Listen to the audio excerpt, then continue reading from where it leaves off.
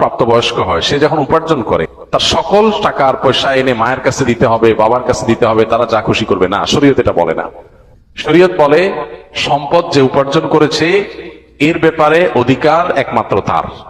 উপার্জিত সম্পদ থেকে মার চলার জন্য, মার বেঁচে থাকার জন্য, সুস্থতার জন্য, চিকিৎসার জন্য যেটা প্রয়োজন সন্তান হিসাবে সাধ্য অনুযায়ী, মায়ের নিজের না থাকলে বা দেওয়ার মতো ব্যবস্থা না থাকলে অবশ্যই সন্তানকে সেটা বহন করতে হবে।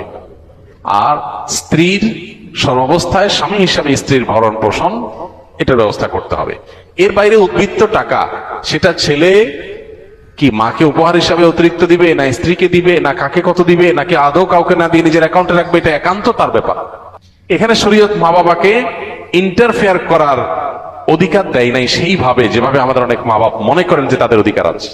ছেলে বিদেশ গেছে, উপার্জন করে টাকা পাঠাবে সব বাপের নামে মায়ের নামে, তারা যা খুশি করবে, তারা সেখান থেকে বৌমাকে যা দেওয়া দিবে আর যা দেওয়ার না দিবে না।